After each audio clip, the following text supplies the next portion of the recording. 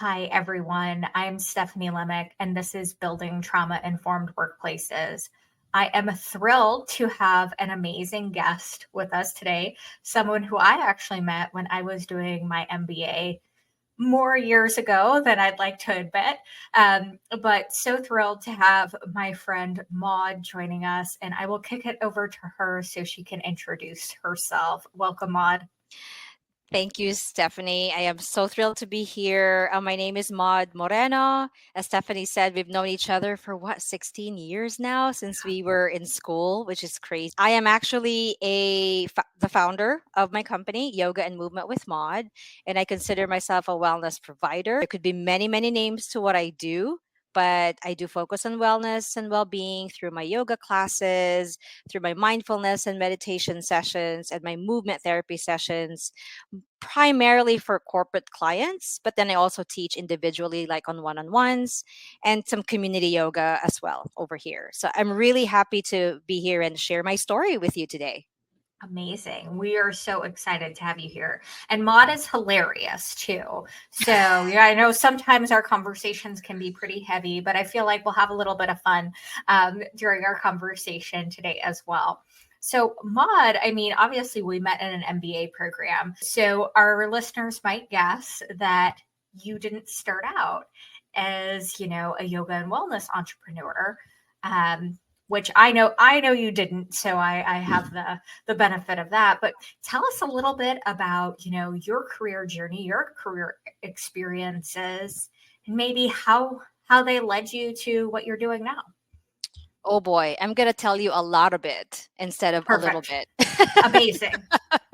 But I'll try to abbreviate the parts that don't need to elongate. So I have been in IT, I had been in IT for 24 years between the Philippines and here. So I migrated in 2005. And my first corporate job in the US started in 2007. And that's when you and I met because I was in the middle of my MBA. I had been in IT, but I was always in sort of a leadership collaborative role. I was not the technical person, if you will. I was not a developer. I was not a database person. I was a project manager, product manager, business analyst. And in my last IT job, I was actually the operations lead for the design team of a Fortune 10 healthcare delivery company. So as I'm going through maneuvering through all these roles that I have, I realize, I have a very generalist personality. I'm always there to help and always there bringing people together, but in 2012, I started teaching yoga. I was done with my training and I did yoga. And I was always that annoying person in the office who's telling people, like, time out. This is our fifth call. Maybe we need to take a break. Maybe we need to step away from our desks and just take a walk, take a breather. Or when I was still physically in the office, pre COVID, I literally tell people, like, your posture is horrible. And if you don't change anything about it, let's go do something. I was just kind of encouraging people to stand up, move around, or even teach them how to breathe. Or I would administer mindfulness sessions sort of before or in the middle or after these sessions because people are just, it's so easy for us to get going, right? One meeting after another. And it really worsened during COVID, as you know, because we were all just in one place, stuck in this one space, and it somehow became so hard to unplug ourselves and just get away from work because everything is just in front of us and we are sort of forced and coerced to be there. So that's my journey being an IT employee. And then 2 years ago, 2 summers ago, June of 2021, I actually got diagnosed with a neurological condition. And as you can imagine, that really, really compromised my work. It turned my life upside down because not only did it compromise how I worked in my very demanding IT job, my leadership role, but it affected my movement job as a yoga instructor. I could no longer move the same. it was very hard for me to really sort of make peace with becoming this new person, slower, more conscious of how I move, more conscious about energy expenditure. And it really, Stephanie, it really turned my life upside down. It turned my world upside down. And it was the biggest humble piece of humble pie I've ever had, in my life, since it's neurological, right? And not only is it neurological, my issue is with my autonomic nervous system. And with the autonomic nervous system, these are things we don't have to think about: breathing, heart rate, blood pressure, sweating, swallowing, so many other processes that the nervous system just sort of does for us that we don't have to think about. And that's the part of me that got compromised, or that is still compromised. So it was very, very, very hard for. And even though I fought to stay in my job, it was just so different, because by 10, 11 o'clock, fatigue would set in. And I'm just like, oh my God, I have 6 more meetings. I have to interview people. I have to train people. I have to put together deliverables. And by the way, I had to facilitate meetings, which was the hardest part, because you have to be on top of your game and have all this energy, right? What I did the hard thing to do. And in January of last year, 2022, I decided to leave my job. And I was kind of quasi leaving the corporate life behind, because I thought, if this is the way I cannot work, how am I supposed to land a job that would be comparable to my previous roles? And so, Stephanie, what I did was, for 7 months, I did nothing, which is unlike me. I focused on healing, cooking, just kind of taking things slow, but also managing my symptoms. And as I slowly kind of got a groove and a rhythm with my symptoms, one night, not in a dream, but literally, I just opened my eyes and it occurred to me, why am I going to keep sort of applying for corporate jobs, sort of not dumbing myself down, but taking these positions that really intellectually I was overqualified, with my skills and talents? Why would I do that when I can actually teach yoga, spread the word of wellness to corporate clients, to organizations, to their employees? Because now that's where my empathy is. It's not even about passion. It's not about being passionate about this. Like, this is my purpose, to help people as a teacher, as a facilitator. And of course, with your help, I started putting something together. And it's been a risk. It has only been a year. Actually, today, Stephanie, is my business anniversary. Woo, Yes. congratulations. Thank you. Even though I'd been registered way before, but today, October 3rd of last year, was when I declared to the world, this is the new me. I'm 100% dedicated as a wellness provider, doing yoga, mindfulness, and all that. And that declaration was very scary. I'd never ever done that in my life, to just focus on my yoga career 100%. And I jumped in. And now I'm, like I said, I'm focusing more on teaching to corporate clients, but I'm also doing wellness presentations. I'm guesting in podcasts. I have one-on-one clients, selectively doing those one-on-ones with corporate people who truly need the space and who truly need the education for them to like tackle their everyday demands, of their job. And I also teach in the community here, like in a studio, but I'm doing that in sort of this neighborhood type thing, a more intimate thing. And so I don't lose touch of that teacher student relationship. That's sort of how I got here. My journey's been pretty up and down. I will not lie. As a startup business owner, as you would know, you take risks, you throw spaghetti on the wall, and you're like, okay, let's let's see what shape it takes.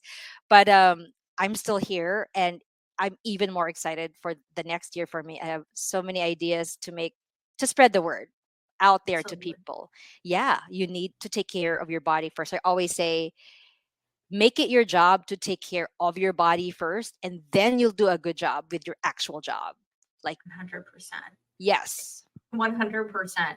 And it so resonates with me when you said it was scary to kind of say, hey, this is what I'm doing now. Because I felt exactly the same way. I was so scared. I was so nervous. I was so worried about saying, I'm going to work for myself now. I'm going to do consulting. I'm going to build my own business. Like, here I go. Because instead of focusing on kind of taking this step and what I'd already accomplished, I instead thought, oh, people are going to think I can't hack it in the corporate world anymore, or that, I can't make this work. I could have, but I didn't want to because it wasn't serving me and it was no longer going to serve the organization I would have joined as well, kind of what you described. Mm-hmm. Yeah, you could do those jobs, but you're not necessarily intellectually stimulated. I don't know if you found this. I know that I was so scared to be like, I'm going to work for myself. And I was expecting a lot of like, oh, she can't hack it. Instead, what I found was an amazing community of people that immediately reached out and found ways to support me and cheer me on like never before in my life. So it was That's like the amazing. most lovely surprise. Yes, and we never really know how truly supported we are or how truly not supported we are until we like jump in and try something. Yeah. And a friend of mine and I were just talking about this, but we don't really realize the audience that we have until we do something big, until we do something new. And you can truly weed out the people who believe in you, like, oh my God, you've got this. Or the people are like, are you sure that you can hack it? And the pandemic has taught us one thing: life is short. Yeah. So why not do it now? I mean, right? I mean, that I'm so glad that you also like ventured into your own around the same time that I did. Oh, I'm just realizing our parallels. Yeah. But I was one of those people who was not surprised that you went off on your own, started your own company. It was just a matter of time. Like absolutely no surprise. I've always been kind of that person, that catalyst. I want to change things, which I mean has a place in the corporate world, but also a lot of times I would really chafe in that environment Hmm. because change is hard, as we all Correct. know. But I'm glad we both braved the storm. I am too. I am Yeah. too. And I Yeah. think it's important. I don't know. For me, it was realizing the voices I was letting be amplified in my head were these negative voices. And it was this beautiful realization of there are so many people who really do want to cheer you on, who do want to amplify you, and maybe making yourself more open to that Hmm. is just a small but meaningful shift. I know, at least for me, it was really powerful as I approached the entrepreneur journey, which, by the way, like you said, it is messy and chaotic. Um, and I like a little chaos, but it's filled with ups and downs. Hmm. And I know you and I are both about being genuine. My first year, amazing. This year has been kind of bananas just because of the climate. But I'm committed, I'm passionate. Like you said, this is my purpose. Yeah. I think that connection really changes the way the work feels. You know what? I deal with rejection a lot, right? I try to pitch the value of wellness to HR folks, to team leads, to change agents, to people who sort of kind of know the value of wellness, but still are not wanting to spend the money on wellness or spend the money on their employees. And any money that goes to wellness practices, a wellness routine, whatever it is still considered an expense instead of a Yeah. long-term investment. So I deal with no's a lot. And I present myself and my successes and all that. But at the end of the day, if the CFO, if the person holding the money bag cannot embrace the value of wellness, I have had to deal with that reality. And that's sort of my everyday. I just have to keep not pushing, but I just have to keep pitching and I just have to keep proving that Okay. this shit works. Yeah.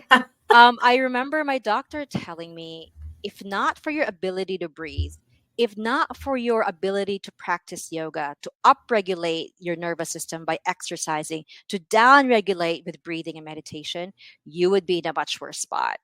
And that just told me how yoga saved my life again. Because in 2002, Stephanie, I don't know, I may have skipped this in my story, but that was the first time that I tried, that I had a taste of like burnout and stress. And not just burnout and stress that you go to Starbucks and then grab a coffee and then you're fine. This is medically compromising again. And that should have been my first warning. I was 25. This is 2002. And my mom brought me to the doctor. And at the time, I had a handful of panic attacks in a year. I would be typing away, and the next thing I would wake up and I'd be at the ER, and everybody would tell me, like, Maud, your head just literally dropped to your keyboard and your hands froze. And my hands would freeze like in weird shape. One time it was shaped like a gun. I was frozen. And they took me to the ER. My potassium was low. You're young, you do all the stupid things. But the Yes. doctor, yeah, but the doctor told me, you know what? You need a hiatus from your job. Like he said, I could write this down as a prescription. Stop doing what you're doing, stop working in the way that you're working, and just take a break. And that was March, I believe, of 2002. And I kid you not, 2 weeks later, I went to my first yoga class. And that's when my life changed. And I did not have a single episode after that. I went back to work 6 months later, until what happened to me 2 years ago. And so that would have been a warning sign. But even at the time, at 25 years old, you would think I was invincible, right? I'm 25. Of course, I can work 12-hour days. I was going home at 11, working at 7 o'clock, and I hardly had breakfast. And all of these wrong things that we do that we consider small, like, oh, I'll just have peanuts for breakfast, or I'll just drink this water, or whatever it is, stupid shit that we do. Or like, oh, lunch, yeah, I'll just eat in front of the computer and I'll just eat this little teeny tiny PB&J, that just don't nourish us and don't Right. nurture us. That's sort of what I tell people is you don't have to have a diagnosis like me. You don't have to, quote unquote, get sick.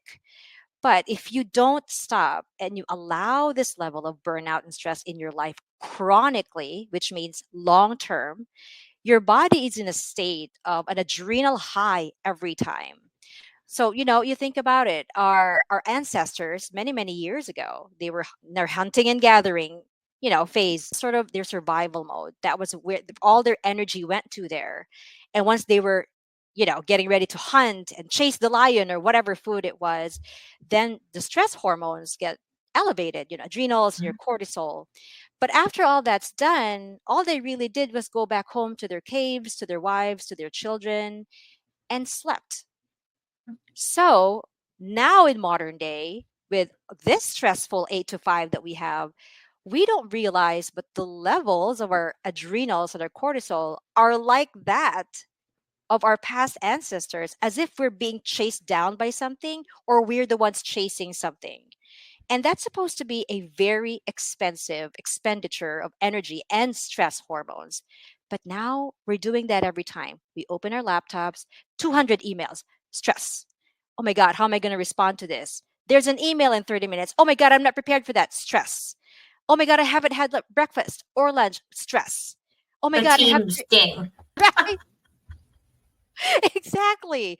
We're always like in this mode of chasing something down or feeling like we failed because we could not catch up on that 12 things that we wanted to do that we couldn't do. And people don't realize this level of stress really is killing us, literally, scientifically, statistically, killing us slowly. We may not realize it.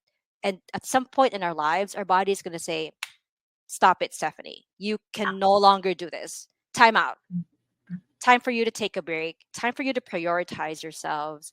And kudos to those people who feel like they're invincible and healthy. They may be right, but I have a family history. Eventually, now I have this condition.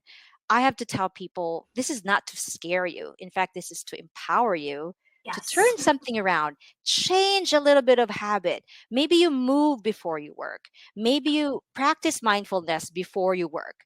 Maybe you take a break every 12:10 and just make it 10 minutes and then eat by yourself, eat without the computer so you can go back to work refreshed. There are these little things and tweaks that we can do as opposed to just being a slave to our desk. So that's kind Yes. of part of my I think about the just dumb, stubborn shit I was doing when I was 25. as it related to work. And for me, like there's this really specific kind of behavior that just was like really physically and emotionally damaging that I was engaged in right at 25. Maybe 25 is this magic number, at least for us. I I suffer from migraines, and I've suffered from migraines my entire adult life. Mm. And I kind of white knuckled my migraine experiences for a long time. But when I first moved to Arizona, I was getting them a lot. And I was working in an organization that was not the most warm and fuzzy, wellness forward. Mm-hmm. And I would get a migraine probably, now there's some people who get them much more frequently, but I got it probably like 2 to 3 times a month. Mm. And I would be at work. And with my migraines, I would get sick to my stomach. So there would be these days where instead of taking time off, I would stop eating or drinking anything because otherwise I would get sick to my stomach. And I Oh. would just like suffer through these migraines all day. And there was one time just been promoted. So this amazing opportunity for me. And I was at this meeting. It was like a big strategy session, all day meeting. And I had a migraine and I needed to present and I Oh could boy. not stop getting sick. So I stopped drinking anything for like this 10-hour day so Oh I my. wouldn't get sick so I could give a presentation. Like, if someone like, and I thought that was totally normal. I thought that's just what I needed to do. And if someone told me that, I would be like, oh my goodness, what are you doing? Please don't do that. Right. And I, I want people to know like it is normal to be a human being and to have normal human being needs. And so many environments overlook that, Right. try and sweep those to the side. But I just don't think we can do that anymore. Um, No. it's just, I just hope we don't do that anymore because, I mean, if there's anything, I hope if someone has a migraine, they, receive treatment, receive support, but they also feel like they don't have to make things even worse by trying to hide symptoms so they can Right. keep working. We're Like, trying how to bananas is that? Right, to try to sweep it under the rug. And this is such a good time for me to bring up something that I present. I also present to companies. Like, for example, I just came back from the Kraft Heinz annual summit, and one of the biggest tenets of my presentation really is individual empowerment, but team empowerment. So what I talk about is, and I've been in this place before where I kind of felt I was the only change agent. And let's pretend I had a migraine, right? Even though what I had was a little bit different. And I worked for a team that I knew would just not be receptive to an expression of weakness like that. Or they would consider it a weakness if I even said, "Oh my god, I just have the biggest headache," because they could say, "She's being a woman. It's the time of the month," whatever other assumptions that they have. But since I've been in that place, and I've also been in that place in a great team where I felt like I had the voice of wellness and people actually listened. So I've had both kinds of teams and teams in between in my 24 years in IT. And using like one of the latest teams that I worked with, they were pretty open about vulnerability, and you really you could show up as yourself, with migraines and whatnot. And what I do in these presentations is I always tell them and remind them it takes one person. It took me so many times to say timeout. Like, we're in this big conference call and my boss's boss is there. And it was just presentation after presentation after presentation. And by the fifth hour, which was my turn, and it was like 12 o'clock, I was like, this is stupid. I don't think we should do this. And I literally said, time out. And the person who was supposed to be the time police was like her mouth was open because she's like, what are you doing? We're about to run out of time. And I'm like, we can't do this. I need everybody to just take a breather. May I facilitate a little bit of breathing exercise? Guess how many hands raised? Like, oh my God, let's do it. Like, everybody. And Mhm. that experience to me, with 32 people on the call, reminded me of my power. Like, it takes one person to say something, it takes one person to make a change. And in my presentations, I always tell them, revisit your team charter. And if you don't have one, make one. I have facilitated team charter creation in my life as a BA. That was kind of part of something that I would be an advocate of. And I also kind of coach some people on how to put together a team charter. That's where you self identify as a team. What do you deliver, who you are, what your values are, what your non negotiables are. And if even one person put wellness as their value, well being, mental health, um, whatever other, you know, beliefs or whatever values that they have, and they put it in the forefront, it's up for discussion, and it's become a visible topic. And so I told them, don't hide in your misery. Say it. I am someone who feels X because of Y, so let's do Z, right? Write that, make that sort of your template so that you can express what it is you're feeling, why you're feeling that way, and what steps forward there could be.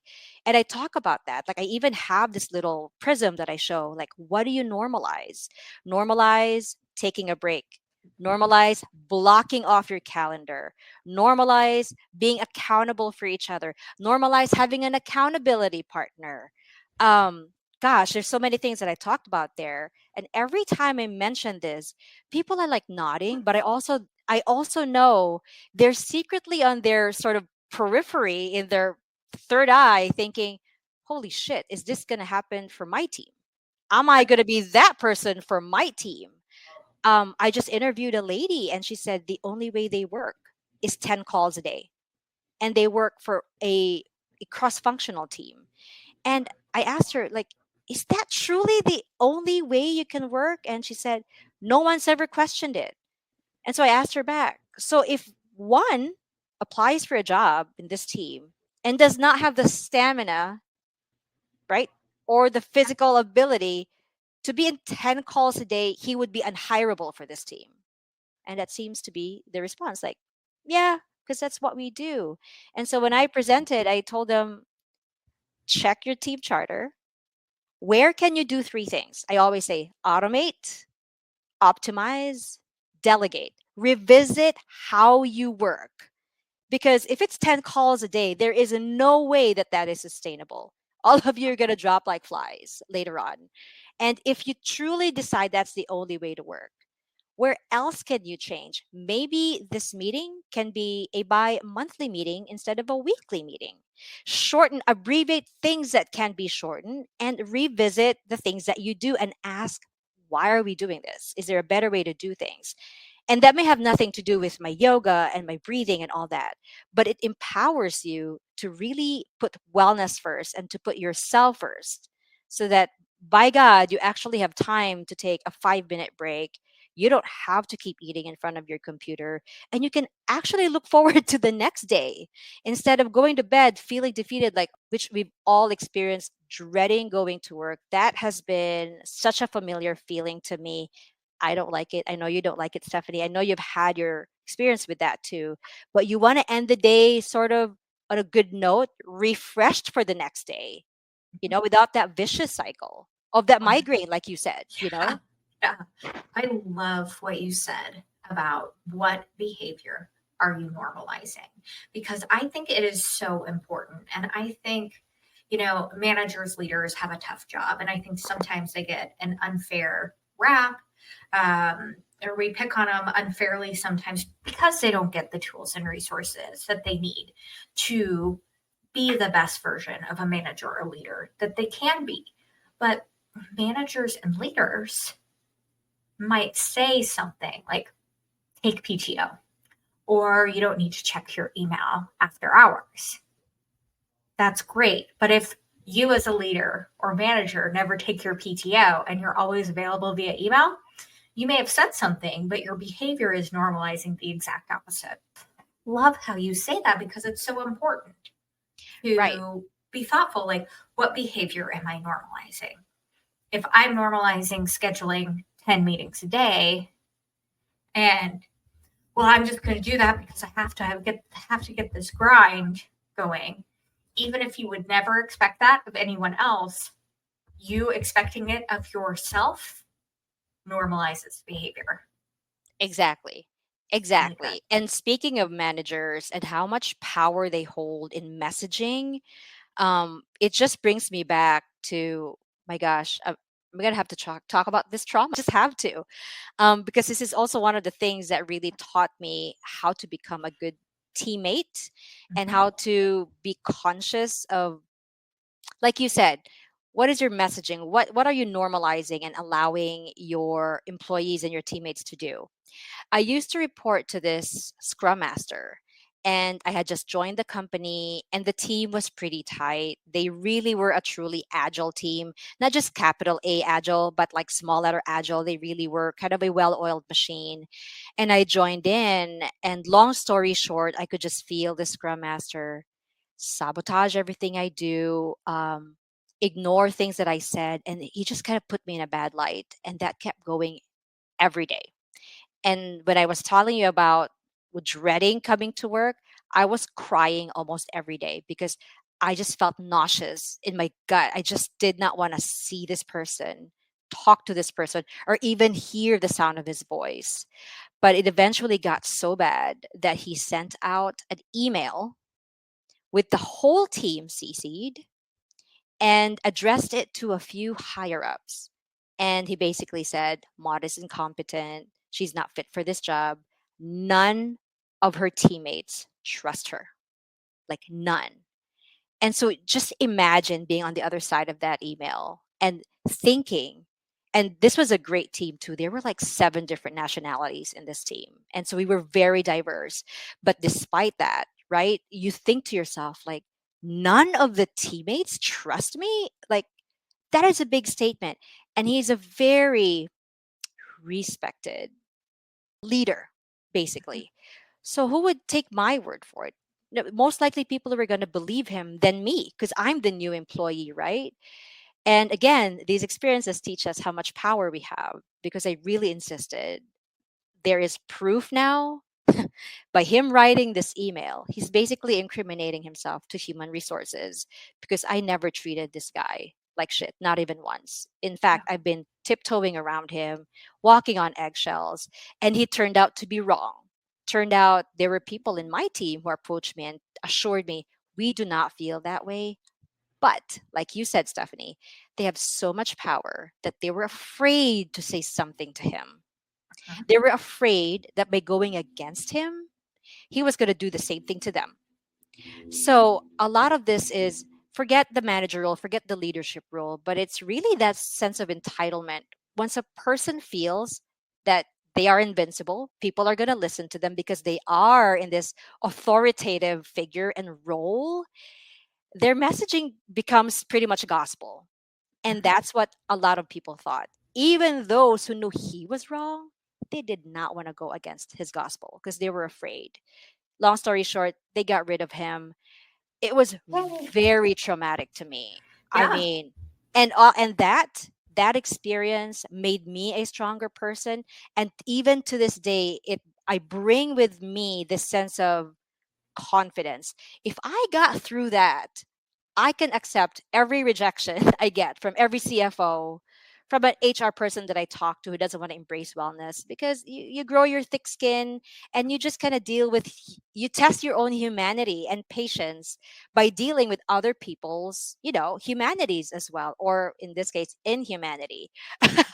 So that's kind of how I developed my inner gumption that because that did not kill me, this this makes me stronger and this makes me really 100% even more confident that I can change people's lives because I am steadfast. I know this works, you Yeah. know. Yeah. You Yeah. built that resilience from that Yeah, experience. for sure. Absolutely. For sure. Absolutely. I love what you hit on. I mean, I don't love hearing that that was your experience at work, obviously, but that experience is something I think is maybe not exactly the same, but I think it's a common experience. And I think one thing people don't realize is positional power. I am constantly on one about positional power. So here I'm going to get on my positional power soapbox. But Positional power. People have a really hard time recognizing their own positional power, one. And positional power is kind of inherent to corporate environments. Mhm. There are different organizational structures and cultures that maybe shift how that positional power is expressed, earned, leveraged, but positional power is always there. You have power. And at the core of almost every experience of trauma is a power imbalance, a loss Mhm. of power, a loss of control. And so when you think about that, when you think about inherently our workplace structures have power imbalances, ignoring all of the other power imbalances that come into play in our lives and in this world. Inherently, corporate structures shape power imbalances. It is the perfect storm for creating new traumatic experiences or triggering someone who has a previous traumatic experience. You said it so well. Here's this person in a position of power. For some reason, you have really no idea why. They are completely against you and are threatening your livelihood. Mhm. And on the flip side, people who want to defend you and support you feel as though they cannot because their livelihood is at stake. And Exactly. think I think we don't give enough weight to how difficult that experience can be and the long lasting impacts it can have on how people experience workplaces, even if they've moved on from that situation. While I hate hearing that that happened to you, I love your spirit of resilience. And I mean, I love that it really unlocks a conversation piece that I think is unfortunately pretty universal to our work experiences and how we're experiencing work today, which I know you and I would both very much like to change. Yeah, I mean, we are the change agents, sort of, Yes. right? Yes. And even though, I teach yoga and I facilitate mindfulness in meetings and all of these wellness offerings, what's really equipped me to this day to teach these in confidence is all the bad experiences that I've had, because I've told you this. I will talk to an HR person and they believe in what I do. Oh my God, Maud, it's so great. But they're scared of the CEO. They're scared of the CFO. They somehow have chosen to not feel empowered to make a difference in their humans that are their resources, because there's somehow this fear of being laughed at, of what are they going to say if I put wellness as one of our priorities next year. Oh my gosh, we just laid off people, is this? And so it can be very frustrating, but I also understand why a lot of people choose to be defeated, almost choose to not put themselves in a place where they can truly make a difference, while others are like, oh my gosh, I have this money now, let's do it, let's spend it on a wellness presentation, we're going to have this little event and whatnot. And it's admirable, but a lot of the times when I talk to people who should be in positions of power, like you said, really aren't, because it's kind of in the guise of their title, but really they're scared of someone else's opinion. They have normalized being subdued, Yeah. being quieted, and almost like you just have that role. It looks and sounds like you can make a decision, but really you can't, because Yeah. there's a bigger level or a higher level up there. So even though I said I stepped away from corporate, I still am very much experiencing this complexity within the corporate world. And I can see myself in it, like my former self. Wow, I've had to deal with this so many times in so many different ways, shapes, and forms in my past life. Like, I don't know, Stephanie, if I told you, but one of the companies that I worked for, a programmer that I worked with actually said these words: I have a hard time taking orders from a short Asian woman. Let me repeat. I have a hard time taking orders from a short Asian woman. Yeah, it was deflating. At the same time, knowing full well that he was wrong, Mhm. as fast as I deflated, I also asked myself, are you going to be defeated by this untruth, by this Yeah. rudeness? Right? It is. it was ridiculous that it happened to me, but also reminded me, okay, if he said those words to me, what can I do to change the situation? Instead of relying on him to make a change, because we've already set that. Like we've already set our minds about this person, right? Yeah. Like you person listening to this podcast, you wouldn't want to be in that position, short or tall, woman or man. You don't want people degrading you like that. Right. But at the same time, it makes you realize, okay, Satan is saying this thing. What can I do so that I can change my situation? And so I, same thing, empowered myself to have the both of us mediated. And at the end of the day, it was really proven that all the things he said I did and said really did not take place.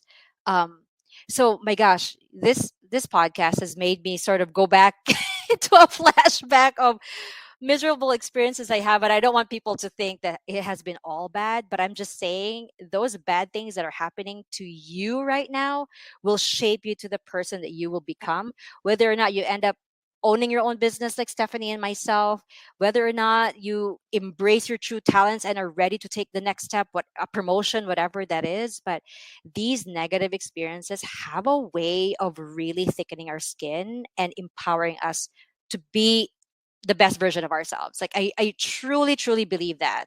Absolutely. I agree. I agree. But it's hard in the moment. It's really hard in the moment. Right. And, having that support and guidance to kind of see the light at the end of the tunnel is so important. I love what you said about, HR. I mean, I spent 16 years Mm-hmm. in corporate HR, and HR is interesting.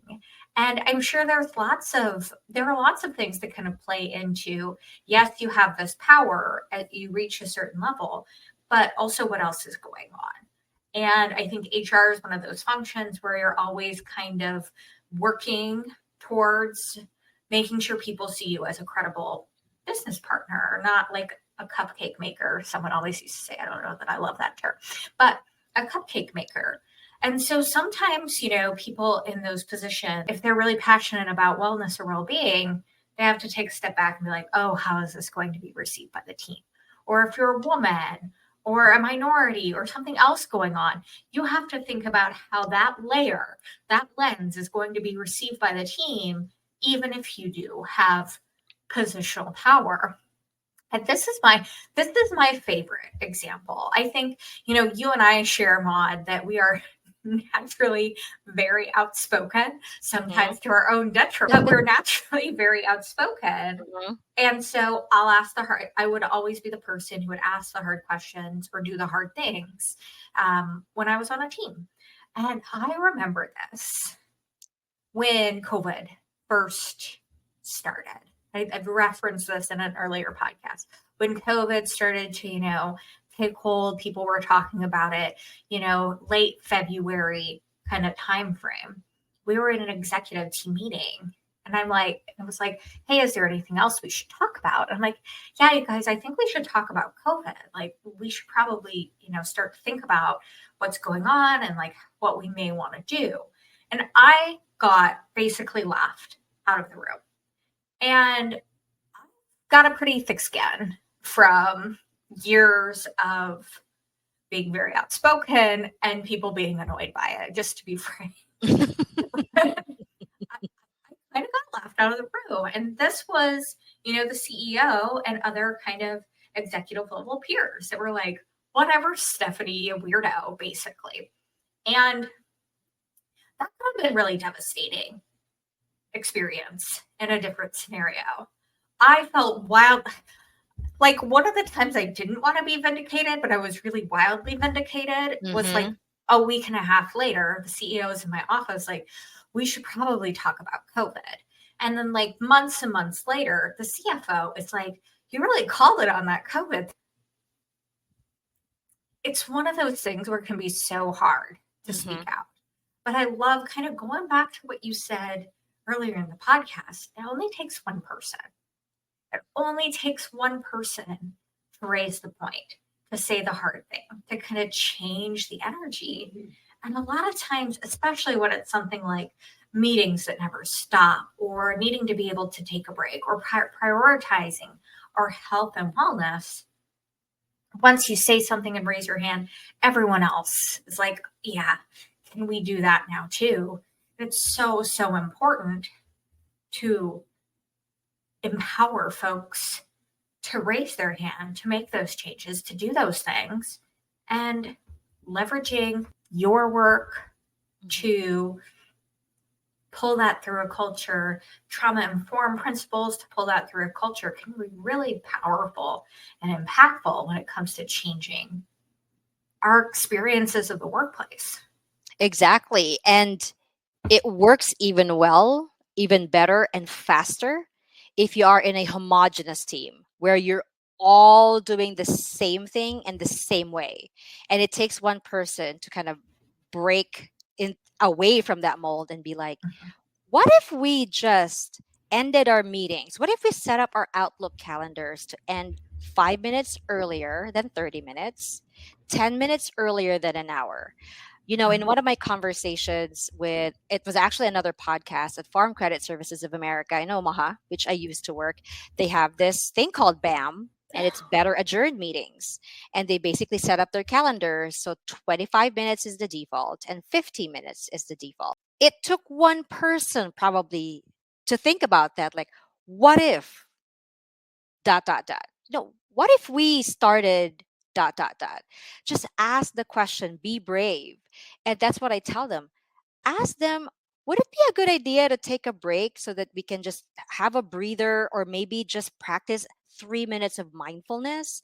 I tell you, the people who will resist you the first, second, or third time are going to be the biggest embracers after that. Because why wouldn't you want a space and a break in your day that will only help you work better, right? It's almost like flip the script. Why don't we run ourselves to the ground? Why don't we just skip lunch? Why don't we just have meetings back to back? Why don't we just end the workday at 7 o'clock at night?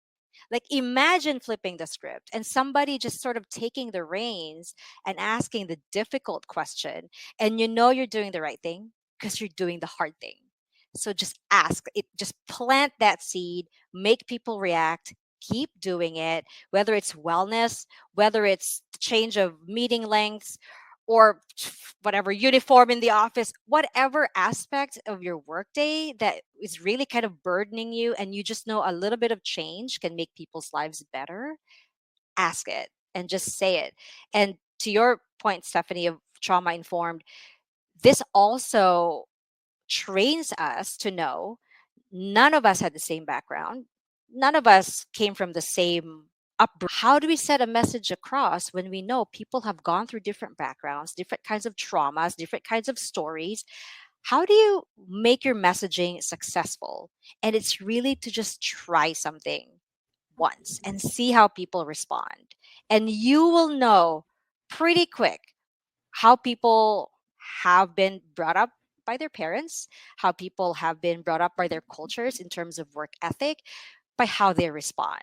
I mean, I can't specify right now exactly, but in my past lives, people who tend to say no right away, nope, nope, nope, nope, no change. Then you think, why are they like that? And so Mhm. maybe something happened in their lives and it just made them averse to change, or Yeah, they just went through something traumatic and they don't want to change their routine. They want to keep going. But it also, like I said, tests our humanity. It almost like stretches our patience, because if this thing was easy, everyone would be doing it, right? If this was an easy thing to do, like I say, if yoga was just easy peasy, every single person would be doing yoga. But no, yoga taps into your truth, the hard truth, right? Things that you hide, things that don't come out there in the world, comes out in your mat and how you mhm, move and how you breathe. So it's sort of that same test of humanity that shows up in a yoga mat or a chair yoga at work. It really is all kind of a test, and you just have to believe in your own power to make a change, one I love person that. at a time. Yeah. I love that. That's so perfect. Yeah. We could probably talk for like 4 more hours. Maybe Well, we will in the future. But I want to make sure for our listeners who are interested in your work, learning more, maybe partnering with you either for their corporate wellness programs, individual work, or maybe, your speaking work you do. Maud is a phenomenal speaker, if you can't tell just from this last hour, and really a good time. Where can people find out more about you, what you do, and your services? thanks for asking that. You can always reach out to me through my website. My website is www.maude.yoga. And I'm sure Stephanie's going to have that in the show notes. MAUDE.yoga. You can also email me directly at maud@maud.yoga. It's pretty easy to remember. But just so kind of people understand why I do what I do, I just want to repeat it's because I know what it feels like to be a compromised employee, having to show up in your 8 to 5, in your 9 to 5, having personal struggles, right? Or having things going on in your life, but you still have to show up and deliver. And this is why I feel like it's my purpose really to help people. So, in my website, you can find classes there. You can also find information on how you can become a corporate wellness partner. I have certain offerings that are yoga focused, that are movement focused. They're also meditation and mindfulness focused, but there's also one offering that I do, which is mindfulness in meetings. And this is something that people have really started to embrace, which is starting a meeting by a 10-minute mindfulness session. Let's not call it meditation because that might just think people think meditation is still woo woo. But Stephanie, you've been here before. You get into a meeting, people are late, people just drop off their kids. People haven't had breakfast. People have a migraine. And then you sit down and then the meeting starts and then somebody says, "Let's make big financial decisions. Let's make HR decisions." But That's you've all just had your own personal baggages. And so this mindfulness session unloads all of that and it puts everybody in the same place in the starting line. So you all breathe the same time. You all have the same focal points as being guided by someone like me. And then you start the meeting. So you're all in that same sphere as you start with, like, okay, I've unloaded my own personal stuff.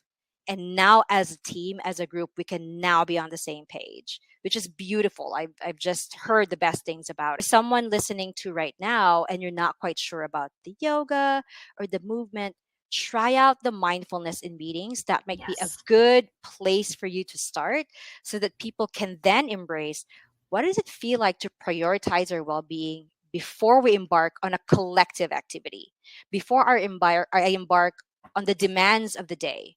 What does it truly feel like to take a step back? And even in my Thursday free classes, I have my free behind the desk classes at 4:05 p.m. Eastern. People who go there, a lot of them were skeptics at first, like 15 minutes of breathing and movement. Okay, fine, Maud, let's shut you up, and they'll attend, and then they do it, and every Thursday they've signed up because they can't believe how rejuvenated they feel. They can't believe, like, 15 minutes of that, and they yearn for more, but they want to be guided. They have a hard time initiating this. And so, aside from, like, the offerings that I mentioned, especially the mindfulness in meetings, I do have a free open class every Thursday, and anyone can show up. Just go to www.mod.yoga/corporate, and then you just select the free class, put in your email address, and you're there. And I don't care how you look, I don't care the color of your skin, your yoga experience. It is an open class for everyone, and all you need is a device to view and a chair to sit on. Like, I'm making it as simple for people as possible.